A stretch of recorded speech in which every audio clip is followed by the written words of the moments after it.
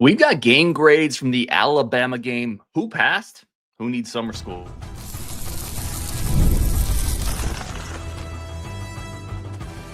You are Locked On Badgers, your daily podcast on the Wisconsin Badgers. Part of the Locked On Podcast Network, your team every day. What is going on, Wisconsin Badgers fans? Welcome to Locked On Badgers, your team every single day, part of the Locked On Podcast Network. Thank you for being an everydayer, making this one of your first stops every day. I'm your host, Ryan Herrings. Really do appreciate you being here. Today's episode, we have game grades for the Alabama game. Who passed? Daniel O'Neal, offense, defense, coaching, special teams. A couple of grades I think I'm a little different than the community on, but let's get into it. Throw your grades into the chat as we go on. Let's start with Daniel O'Neal. Let's get right into it. I have been a big proponent of how well Daniel O'Neal's played, to the point where I think he could potentially be a quarterback of the future for the Wisconsin Badgers. And I think as people, we need to understand that we do have some inherent bias, right? When we have a certain thought process, we tend to look for things that happen in the game that backed up our pre-existing thoughts. So I do think I wanted to go back and really look at this, because I came out of it thinking, I came out of the game thinking Daniel O'Neal didn't play well, but he had a lot of pressure on him. It was in Alabama. Maybe the receivers weren't getting separation. Ultimately, I went between kind of where I was at and what I've reflected on. I think he's C-. Not great. A lot to clean up. A few of these spots I am going to grade a bit on a curve, and people can agree or disagree with that. He's a sophomore making his first road start of the season. Again, with an offense line that wasn't great. He also made some throws he can't make. He can't throw those two picks. That first one specifically, I think the second one, there was a little miscommunication. You can't throw that first pick. You just can't do it. I didn't think pass protection was great. He was pressured on 53% of his dropbacks. Some of that is get the ball out quicker, but some of that is his pass protection. I think some of the younger offensive linemen, which I'm going to get into offensive line in a second, I thought there were some communication issues, and I thought there were some athleticism issues against Bama's front that hurt Daniel O'Neal. I thought at times he did a good job keeping plays alive, scrambling, but you just cannot turn the ball over on the road in those situations. It wasn't good enough. And then he also missed Vinny Anthony and potentially Jaden Ballard on deep shots. He didn't play well enough. I'm going C-. If it was a more experienced quarterback that played that way, the grade would be lower. It would just be lower. I think it is fair to give him a little bit of a grace considering how young he is, but it was not good enough. And he's got to play. He had to play better if the Badgers were going to have a chance here. Throws of 10 plus yards for Daniel O'Neal. So the areas of the game where he had the ability to push the ball down the field, spots where he could maybe flip the game, he was 1 for 5 with 2 picks and a touchdown. It's not good enough. Now, he was pressured on 14 dropbacks. That's 53.8% of essentially pressure to some degree. So he had a lot of pressure. I think that's fair to point out. But again, C-. Not good enough in my opinion, but we move on. We move forward. Will Hannah says he gets a C-. That's exactly where I'm at. Let's go running backs. I got C+ for running backs. So some good and some bad here. They did catch 6 of Daniel O'Neal's 11 total completions, including kind of a nice wheel route, both a catch and a route from Darian Dupree. No drops. And I thought specifically, I went back and I've restarted rewatching the game. Dylan Jones and Darian Dupree actually pretty good in pass protection. They had some really nice block pickups in pass pro. I thought Daniel O'Neal, Dylan Jones. So that's a big part of it. Those things you don't really see when you go back and watch. They're getting better there. They're getting more physical there. So that's a good thing. But there's just no extra. I'm going to get to offensive line in a second, guys. I promise you. But there's no extra juice from them. They were credited. So in total, Dupree was 7 for 26, Dylan 5 for 25, Yak 5 for 21. So you're talking 17 carries. They were credited with 1 missed tackle, forcing 1 missed tackle between those 3 main bell cow running backs. We used to talk about Melvin Gordon and Jonathan Taylor, and it's not fair to put any running backs in that category. But we also used to say those running backs can make an offensive line look good. We talk so much on this channel about offensive linemen making running backs look good, or the running backs can't play well because the offensive line isn't playing well. Sometimes running backs can make offensive lines look good as well by making somebody miss.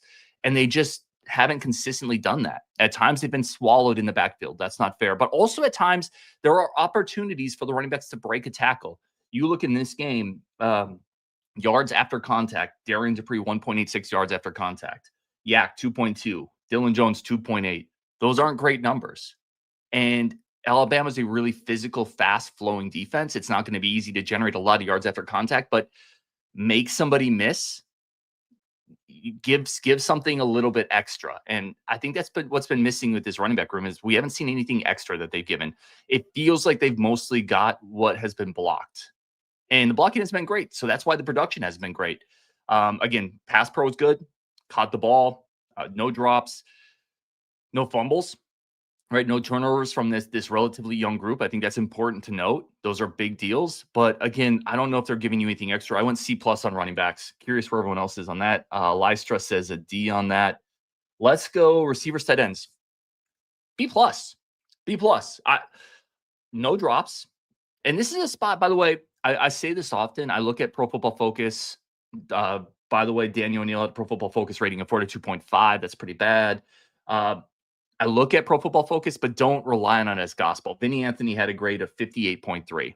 If he had just been given an accurate throw in that deep double shot, his grade would have been a lot higher, and that's through no fault of his own because they do look at targets and completion. So Vinny was targeted 3 times. He had 1 completion. Well, one of those, he had no chance of getting that ball. And if he catches that, and he would have caught that if that ball was put on the money, his Pro Football Focus grade would have been a lot better. So I look at Vinny, I look at a guy that returned a kickoff for a touchdown, had a double move on a potential future NFL corner that just toasted him, caught another pass. I don't know what else he was going to do when Daniel O'Neal only completed 5 passes to people not running backs. I don't know what else Daniel O'Neal could have done. Ballard had a great catch along the sideline. It was his only catch, but 41-yarder, tight battle, one-on-one coverage, came down with what is essentially a 50-50 ball, got a touchdown. I thought Lance Mason and Grant Steck were fine. They got 3 out of the 4 passes their way. I think it's a B+. I don't know what else you would expect from the receivers. I thought they were solid, no drops, and they weren't given a great opportunity to succeed. So B+ on the receivers. I think that's a fair grade for me. Offensive line. I went back and forth on this one, and I've started to rewatch. I'm not fully through the rewatch yet. This is another spot where I'm going to give some grace because of the youth. I would expect more if he was a veteran offensive line, but you have Jake Renfro going in, coming out, Kadenko for a snap, Corey for 10 snaps, and Renfro comes back in. You still have Malman and Mandel getting used to new spots. Cubberly starting for the first time. There were moments that looked good. I'll say that. I thought speed and athleticism, which we thought it might, got the better of some of the younger guys. Cubberly and Mandel in particular were not great in pass protection. They give up 7 pressures in this game. Not great. Again, you have to give guys like that some grace. Going down into Bama as redshirt freshmen, playing particularly in Mandel's spot in a position he's not completely comfortable with yet. They were put on some areas where Alabama speed isolated them and took advantage of them. It is what it is.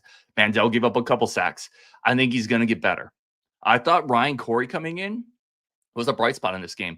He had a pass pro grade of 76, didn't give up 1 pressure, no bad snaps, Renfro gutting it out. Malman was solid, not great, but solid. Brunner's got to be better. Brunner's got to be better. He's got to be the rock on this line. And he was fine in run block, but he gave up a couple pass protection issues, and he had that 15-yard penalty. He's got to be better because he's got to be the star of this group. When there's so much chaos and movement around him, I expect more from Brunner. I'm going to go C. I did C-. Again, running game wasn't great. There was some pressure, although some of the pressure was, I think Danny had time to get rid of it, and he didn't, and then pressure got to him. So I think the pressure was essentially a combination of Danny and the O-line. If this was a typical Wisconsin Badgers offense line, this grade is like a D-. But I'm going to grade it understanding that there's a couple redshirt freshmen playing snaps that they shouldn't be playing on the road in Bama in their second year in the program, but they're playing because the program is at a spot where they need them to play. You're playing with a hampered center. You had 3 centers take a snap today. I think it's a C-. They were okay. They weren't great. They weren't even good, but given the circumstances, it could have been worse. And I was encouraged by Ryan Corey. I will say that. Will says Brun has been disappointing this whole year. I would agree with that. And it's because the standard's high, but he hasn't been as good as he should. My Lord Lester says D.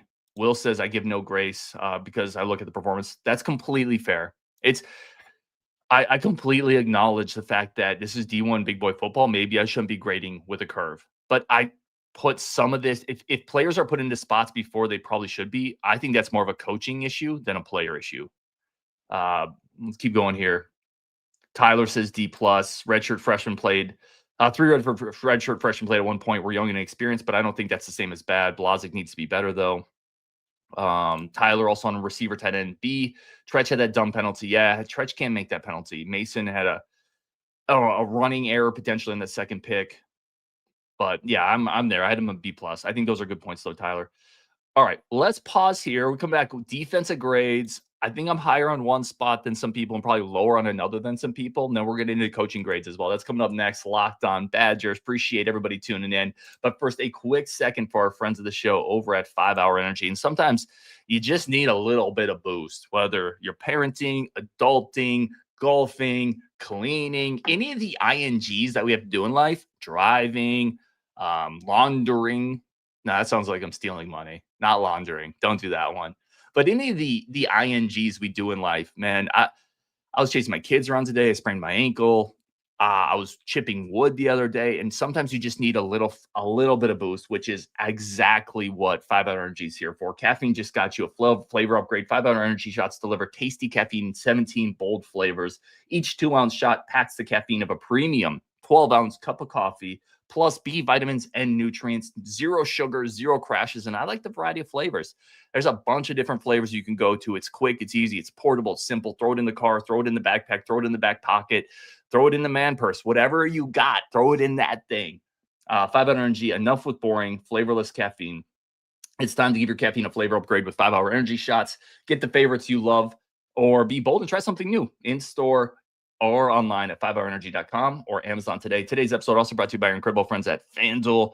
We all know college football's back, NFL's back, baseball stretch run coming up, basketball's around the corner. FanDuel.com is your incredible spot to get ready for all this action. And right now, new customers, $5 bet gets you $300 in bonus bets to use across the app. What would you use on that $300? I don't know. Maybe take a flyer on my Niners to get to the Super Bowl behind the magic of Brock Purdy or Mac Jones, who's ever playing. That's just one suggestion. You don't have to take it for bank, but you could throw it out there if you wanted to. I love using FanDuel because it's got every type of action I want. It's simple to use, and the payouts are really, really quick. So if you're ready to play, download the FanDuel app today by visiting FanDuel.com to get started. That's FanDuel.com to place your first $5 bet. All right, let's jump back into this. A couple comments I want to throw up here, and then we'll get into the defensive grades, coaching grades. I like this comment here to start the show. This one is from TM. He said, fans are overreacting a little bit to this loss. Everyone should have known that Alabama was better and was going to beat them. Not much different than the game in Dallas a few years back. That was Paul Chris' first year. So I love this comment from TM, and he's been in other chats as well. I think it's a good bit of perspective, and I disagree with the part of it, but I understand what he's saying for sure. I think there's always going to be a tendency to overreact to a win or a loss. That's kind of what we do in general to some degree. And it's important to step back and find the ground truth in the reaction. I think the issue for me with this game is it wasn't losing to Bama. It was how we lost. To me, this wasn't like the Dallas game a couple years ago, which was closer. It was tighter into halftime, and Bama kind of pulled away at the end. This was a game where Bama let off the gas. Bama had a drop touchdown, a drop third down conversion pass. They had their backups in while we still had a lot of our starters. They could have beat us 50 to 13, 50 to 14 if they wanted to. This felt worse to me. We felt more competitive in the Bama game, the Paul Chris first year to me. And quite frankly, we felt more competitive. And I feel like this roster should be better than that one. I don't know. So I hear you on this point. I think to me, this loss feels worse because I don't think they were as competitive. Let's go defensive line. So I broke this down just so everyone knows has the same frame of reference as I do. Defensive line, I went just the interior guys and then edge guys. So Riger, Cheeks are a separate grade. So defensive line, I'm just talking about that group in the middle. Guys, tell me if I'm wrong. I went A-. I look at this defense and I say for me, the interior, the defensive line, it's to stop the run. That's what it is. We don't have pass rushers on the inside. We don't have Warren Sapp and John Randall and Bryant Young and Dana Stubblefield and, I'm maybe dating myself with some of those references, but we don't have those guys. We have Parker Peterson. We have Ben Barton. We have Suggs. We have, Dylan Johnson was out there. We have guys to stop the run, and they did that exquisitely. They were incredible stopping the run this game. Alabama, at one point, Alabama just said, we're done running the ball. 4th and 2, they threw the ball. This is Alabama. Their running backs are 5-star guys, and they have a great center. And they just said, no, we're now going to throw the ball in 4th and 2 because they couldn't run on us. They couldn't. You look at what they did. You take Ty Simpson scrambling out of it. Defensive line, they had 47 rush yards on 16 attempts. They absolutely could not run the ball. They absolutely could not run the ball in this front end, which that's incredibly encouraging for games coming up against Minnesota, Iowa, Michigan. Teams are going to have to run the ball. I think they were great in this game. Again, if you're expecting pass rush from that group, I could see how you would downgrade that a little bit. I don't think that's realistic for Ben Barton to get a pass rush against Alabama, or for maybe Suggs. Suggs could get some bursts, but I thought they were great. Their job was to stop the run, and they did that. They did that perfectly. In fact, it's one of the few things I had Alabama fans reach out to me and just say, man, we could not run the ball against you. Then they also said, but good thing we can pass. Oh, goodness gracious. So I went A- on that. I thought they were really, really good. Edge. C+. This was a grade I was probably a little lower on, to be honest. And then I went back and I looking at film, looking through some perspective. Mason Reiger led the team with 5 tackles. Mason Reiger did get 4 pressures. And I thought Ty Simpson got the ball relatively quickly. So Ty Simpson, time to throw 3.09 seconds. Like I said, that's not lightning fast. And I do think there were times where the pressure didn't come as quick as it needed to, but he was getting it out quick. And it's hard to really get pass rush when there's guys flashing open pretty quick. Again, Reiger did get some pressure. He did get 4 pressures. He did lead the team in tackles, but not enough. Fierbree had a nice pressure, but then they didn't finish it off, right? They didn't tackle him, and Ty Simpson scrambled out of that. So I think it's a C+. It's not good enough. It's certainly not great. And I talked before the game, one of the keys to this game is those edge guys have to win their battles more consistently against the Alabama tackles. They didn't do that. But I do think they pushed the pocket. I do think they did get pressure. And again, when your defensive end leads the team in tackles, that says something as well. Reiger had 5 in this game. So I'm going to go C+ there. I get it if people want a bigger, better production there, though. Let's see. Tyler said defense line B+. They look good. Got tired late, which isn't their fault. Tyler said edge C+. Reiger roughing the passer was a 50-50 call. They will be okay in Big Ten play, just not up to stuff for Bama. Downstream, running back D-. Like, I get that. I get that perspective. I went a little higher, but I get that perspective. And Will Hanna said, interior of the D-line has played very well all year long. I agree. Listen, I'm critical of things on this staff. Give them credit on others. The defensive line is markedly better than last year. It's inarguable. Inside linebackers, I went C. They just, I think if you take out, I thought Tackett had a really nice play coming north-south.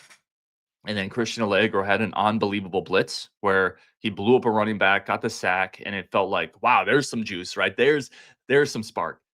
And then they just got torched in coverage. They just got exposed in coverage. Some of that's Tressel. Some of that is put your chess pieces in the right spot. Ty Simpson against the 2 inside linebackers against Allegro and Tackett Curtis. 10 passing attempts, 9 receptions. He completed 90% of his passes when he was nominally targeting those 2 guys. Now, it's a little wonky. A lot of zone was played, so it's not completely fair to say they were beaten one-on-one in every one of those plays, but there was a lot of ability for Alabama to get space against our linebackers in pass protect or pass coverage. They weren't very good in that area. And maybe it's because they can't be. Maybe it's because we need to adjust what we do when a team tries to start exploiting us there. That's more on Tressel. But they got kind of exposed in this game a little bit. Additionally, the combination CA and Tack, Allegro and Tack credited with 6 missed tackles. Again, I haven't fully gone back through the film, but I did see some when I was watching in the game. Pro Football Focus has them for 6 missed tackles. So there were a couple flash plays. They are part of that really good run defense we talked about. Let's be very clear to this. They're a part of that really good run defense, but not good in pass protection and not great in the open field. So I went C for the inside linebackers. Tyler said C, left me wanting more. Let's go DBs. Normally I would break this out. I would do like I did edge and inside linebacker and outside linebacker. I'm just putting them together. It's an F. It's an F, man. I can understand if someone wants to grade higher on this. This is a grade that would have fit on my high school report card. It's an F. Ty Simpson absolutely carved us up. 6 of 6 on passes, 15 plus yards for 152 yards, 2 touchdowns. So the passes that should be the toughest, the passes that he should be fitting into windows, 15 plus yards. He was 6 of 6. You go down and you look at this. Hallman gave up 5. Hallman was targeted 6 times, gave up 5 receptions. Vladimir was targeted 4 times, gave up 3 receptions. Agard got hit on that slant. Matt Young struggled big time in coverage. Zachman was targeted 4 times, gave up 3 receptions. Here's the NFL passer rating when targeting our corners. Rico Hallman, 151.4. Latimer, 156. Or Agard was 156.3 and Latimer was 158.3. When they target our 3 main corners, and Hill got beat on 1 too, the passer rating was 150 plus against all of them. Now, bad game. Alabama's really good on the edges. We talked about it. Ryan Williams, Bernard, Brooks is really good too. They're very, very talented. That was non-competitive, and it just was not good enough. And pass rush wasn't great either. Ty Simpson got in a rhythm. I put some of this on Tressel, but Ty Simpson absolutely eviscerated this team. And this is a veteran secondary. Whereas I look at the offensive line, I look at Daniel O'Neal, and I feel like I give a little bit more grace because of how inexperienced they are. You look at the secondary, Rico's been starting for 3 years. Zachman is a veteran guy. Austin Brown's a veteran. Even a guy like Matt Young is not a veteran to this level, but he's not a freshman. Agard is a redshirt freshman, but Hill's a veteran. Latimer's a veteran. This is a veteran secondary. There's no true freshman starting here. It's led by upperclassmen with a ton of ball under the belts. They missed tackles. They got it was just bad. I don't know what other grade to give it. I don't know how you can watch what they did offensively and say, yeah, it's anything other than an F. They were non-competitive. This is one of the worst. It's not, I shouldn't say that. We all remember what Ohio State did to this team in a Big Ten championship game. It was just really non-competitive. If someone wants to disagree with me, that's absolutely fine. Again, this is just my opinion. It doesn't make it the right one, but that's where I went with that. And give Simpson credit too. Tyler Simpson was great. Absolutely give him credit, give those weapons credit. But there needs to be more resistance. Let's go coaching. I went D plus. Ultimately everything is on Fickle. Yeah, coming back from when I was in the Navy, the captain is always in charge of the ship, no matter what happens. Ultimately, it's all on Fickle. You know, the captain could be sleeping in his bunk, and if you're on a submarine and you're the officer of the deck and you hit a ship in the middle of the night because you didn't do your job, and the captain's asleep in his bunk, the captain's going to get fired for that. He will lose his command. He'll never command a sub again. So, to me, everything ultimately is on Fickle. And you look at this performance. Why are we in a spot where we're having to start so many young guys in year 3 of Fickle? I thought the defensive adjustments. I don't know. It felt like we played way too safe. And I understand why you do that against a team with those weapons. But at some point, you got to mix a few things up. At some point, just come up, show like a double mug look, which is putting both those backers in the middle of the line and try to get Simpson out of his rhythm a little bit, right? At some point, a couple reps of man press with one safety over the top, and we're going to blitz the hell out of you.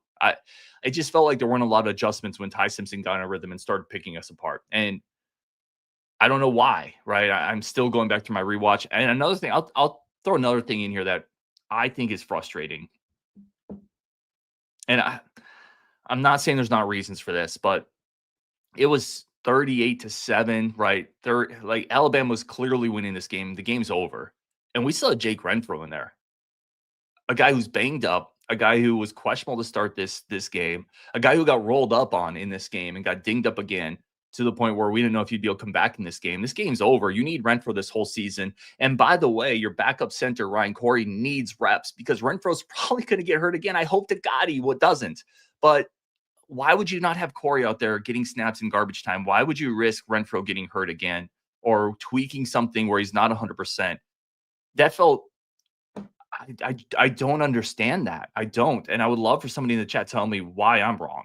Because I'm not the smartest guy in the room. I never am. But I don't understand the risk reward of having Renfro out in those moments. I don't understand the risk reward of having Mason Reiger out in those moments when he's a guy with an extensive injury history who's one of the keys to this defense. And I think you could have Nicholas Clayton get really important reps there. I think you could have Ryan Corey get really important game reps as He's the backup center going forward, and the starter has been banged up a lot. It felt like an opportunity to get young guys reps, which would be really important, but also an opportunity to give some veterans that have injury history or are currently kind of hurt some snaps off. I don't understand that. I just don't. And again, I would love to have somebody in the chat tell me why I'm an idiot on this one. I don't understand that. I hated that. You imagine the Fuhrer if Renfrow had gotten hurt 38-7 in the fourth quarter in a game that was well over, and he like it would be justified Fuhrer, in my opinion. I was baffled by that move. I don't understand it. I don't get it. I don't agree with it. And I think somebody on the sideline just needs to say, hey, this doesn't make sense. Like, let's get Renfrow out of here. And I applauded him for playing. I wanted him to play if he could. I wasn't a guy who said, no, don't sit him until he gets 100%. No, I was like, if you go to Bama, you take your shot. You swing your punches. And I'm glad that he did that. Like, he's a total effing gamer. And I respect the hell out of him for doing that. But there's a point where the game's over. And you need him healthy this year. What was the point of having him out during the fourth quarter? I don't understand that one. Anyway, on Wisconsin, appreciate you all. Tyler says, and listen, this could be a fair point. Tyler says, I think that gives a giving up mentality, and that's the only thing I can think of as to why they kept playing the starters. I can understand that. I think that's fair. I just think you have to be smarter than that sometimes. You know, like you tried, you just need him to be healthy. But fair point. And Pete says the counter argument is the offensive line needs work. They need to work on the run game. I hear that too, but I don't think Renfrow needs reps. He needs health is my counterpoint to that. Ryan Corey needs reps. Ryan Corey needs to work because there's probably going to be another spot where Renfrow might get dinged up and Corey's your backup, and he's got to be good. I was actually impressed with Corey today. So again, I disagree with it, but I do appreciate people in the comments having some counterpoints. Mo says on Wisconsin, always on Wisconsin. All right, let's throw any other comments or thoughts in here. Greg Lincecum, Saturday, we looked like an FCS team against Bama. I kind of agree with that.